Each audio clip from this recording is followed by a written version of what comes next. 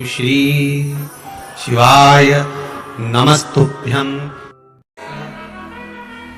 स्कंद पुराण यहाँ तक कहती है कि इस कथा के चरित्र को जो श्रवण कर लेता है उसको 26 एकादशी करना भी नहीं पड़ती। इस एकादशी की केवल ये कथा सुनकर ही उतर जाता है। बहुत ध्यान से सुनना इसको कथा, तो बड़े भाव से सुन लो इसको, है?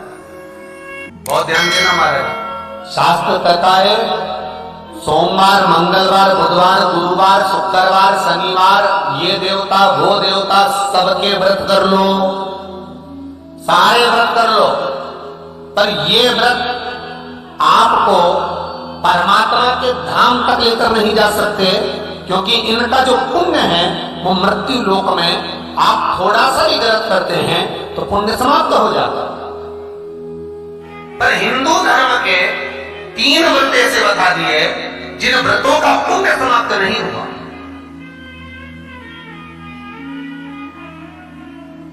हिंदू धर्म के 3 व्रत ऐसे हो गए जिनका पुण्य समाप्त नहीं हुआ हमारे, जिनका पुण्य प्रबलता में बढ़ता गया। पहले नंबर पर एकादशी, दूसरे नंबर पर प्रदोष और तीसरे नंबर पर शिवरात्रि। एकादशी भी 26 है तो प्रदोष भी जम के बोलते जाओ 26 है। शिवरात्रि केवल 12, केवल 12। और अगर अधिक मास भी पड़ जावे तो ये पर अधिक की आयु को केवल है। तो यहाँ शास्त्र कह रहा है कि 3 व्रत हमारे यहाँ जिनका पुण्य समाप्त नहीं हुआ, जिनका पुण्य प्रबल हुआ बड़ा, इसलिए आज भी माता एकादशी का व्रत करती है। और एकादशी का व्रत कर अगर कोई जीवात्मा को देते हैं, कोई मर भी गया तो उसको एकादशी का दान देते हैं। एकादशी का उसको दान किया है। महाराज निर्जला खाई, पूछा क्यों आई, क्या कारण? निर्जला आई तब लक्ष्मी मैया उठकर निर्जला के करीब में थे। निर्जला बहुत सरल थी निर्जला।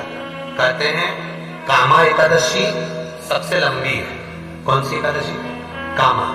फिर मोक्षदा उससे नीची है महाराज। और निर्जला जो है बिल्कुल छोटा स्वरूप है। निर्जला का मतलब देखा जाए तो केवल 2 चोटी करी हुई है। मस्तक पर भोर लगा हुआ है निर्जला के, माथे पर बिंदी लगी हुई है निर्जला के, सुंदर गले में तुलसी की मालाएं पहनी है निर्जला, हाथ में जो हाथ फूल जैसी माताएं पहले पहनती थी, आपको ध्यान में होगा, ऐसा बड़ा फूल होता था, अंगूठियां पड़ी होती थी, हाथ में ऐसा लगा रहता है। तो निर्जला हाथ फूल भी तुलसी के धारण है। बड़ा सुंदर स्वरूप है माता निर्जला का। महाराज छोटी है तो माता लक्ष्मी उनके पास में गई और निर्जला से जाकर पूछा, निर्जला तेरे आने का कारण क्या है, तू बता।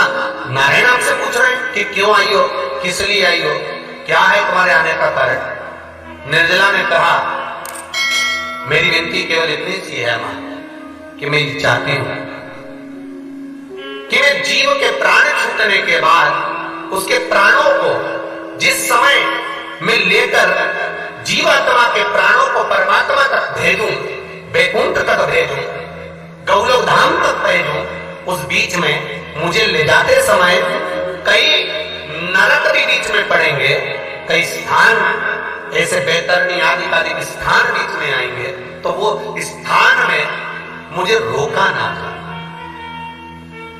मैं सीधे भगवान के धाम पहुंच जाऊं। ऐसी कृपा, ऐसी दया। जितनी माताएं एकादशी का व्रत करती, बहुत ध्यान से सुनना आज की कथा को। शायद जिंदगी में मिली ना मिली, पर ये कथा का रिश्ता तो बहुत ध्यान से सुनना। स्कंद पुराण यहाँ तक कहती है कि इस कथा के चरित्र को जो श्रवण कर लेता है उसको 26 एकादशी करना भी नहीं पड़ती। इस एकादशी की केवल ये कथा सुनकर ही उतर जाता है। बहुत ध्यान से सुनना इसको कथा। जैसे जिस व्यक्ति के घर में 1 रुपए कमाओ, 100 रुपए खर्च हो रहा हो, पैसा नहीं टिक रहा हो, घर में कोई ना कोई बीमार पड़ा हो, तो कुछ मत करो, केवल बेलपत्री के वृक्ष के नीचे जाकर हाथ में हथेली में कोई मिश्री खरीद कर या बतासा लेकर बेलपत्री की 5 परिक्रमा कर बेलपत्री के पेड़ के नीचे डाल दो, उस पर 1 लोटा पानी चढ़ाकर जाओ। घर में धीरे धीरे संपदा बढ़ने लगती है और अशांति समाप्त हो जाती है, शांति हो जाती है। घर से रोग बीमारी दूर बेलपत्र हो ना, समर्पित करिए शिव को बेलपत्र। एक मुखी से लेकर 14 मुखी तक रुद्राक्ष होते हैं। एक मुखी रुद्राक्ष एक वृक्ष में साल में केवल एक बार लगता है। कौन सा रुद्राक्ष? एक मुखी रुद्राक्ष साल में एक वृक्ष में केवल एक ही लगता है, केवल। जो संपदा की वृद्धि करने वाला, लक्ष्मी को बनाने वाला, सुख प्रदान करने वाला, वैभव देने वाला, एक 3 मुखी रुद्राक्ष विद्या के लिए लेता है। जो बच्चा पढ़ने में कमजोर, उसके कमरे में 3 मुखी रुद्राक्ष बांधा जाता है विद्या। 7 मुखी रुद्राक्ष, यदि एक खेला खिलाने वाला व्यक्ति भी गरीब से गरीब व्यक्ति अगर 7 मुखी रुद्राक्ष को बुधवार के दिन अपने गले में धारण कर ले तो वो करोड़पति बन जाता है। ये 7 मुखी रुद्राक्ष का इतना प्रमाण। 9 मुखी संतान की वृद्धि के लिए और ब्लड प्रेशर के लिए, 11 मुखी, ये 2 रुद्राक्षों का। कोई बड़ी बीमारी हो तो 14 मुखी रुद्राक्ष को धारण किया जाए। जितने भी रुद्राक्ष के मन के होते हैं, 1 मुखी से लेकर 14 मुखी तक रुद्राक्ष संपदा, सुख, समृद्धि देने वाला है। पर रुद्राक्ष का एक नियम है, जब उसको पहनो तो पहले शंकर जी के शिवलिंग पर उसको टिकाओ, टिकाकर धीरे धीरे उस पर पानी चढ़ाओ, गिरना नहीं चाहिए। बहुत रास्ते रास्ते पानी चढ़ाइए और रुद्राक्ष को टिके रहने दो। अभिषेक करने के बाद उस रुद्राक्ष को उतारो। उसके मंत्र हैं शिव महापुराण में, हर रुद्राक्ष का अपना अपना मंत्र, उस मंत्र को धारण करिए और उसके बाद उसको पहनिए, फल प्रदान करिए। कई लोग कहते हैं हम रुद्राक्ष लाए हमें फल नहीं मिलता। हम कहते हैं या तो रुद्राक्ष असली नहीं होगा, क्योंकि आज के जमाने में बेर की गुठली को भी छेद कर और उसको भी अच्छा तराश कर रुद्राक्ष बना दिया जाता है। लोग लकड़ी का रुद्राक्ष बनाना कर रहे थे। जरूर रुद्राक्ष असली नहीं होगा या तकलीफदायक होगा, या कोई रुद्राक्ष ओरिजिनल नहीं होगा जिसके कारण रुद्राक्ष काम नहीं करेंगे। तो रुद्राक्ष अगर असली है तो कैसा भी रुद्राक्ष होगा, रुद्राक्ष कितना, जितना छोटे से छोटा रुद्राक्ष होता है उतना सुख प्रदान करता है।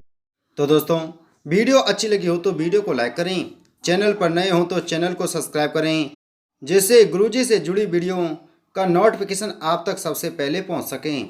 श्री शिवाय नमस्तुभ्यम। हर हर महादेव।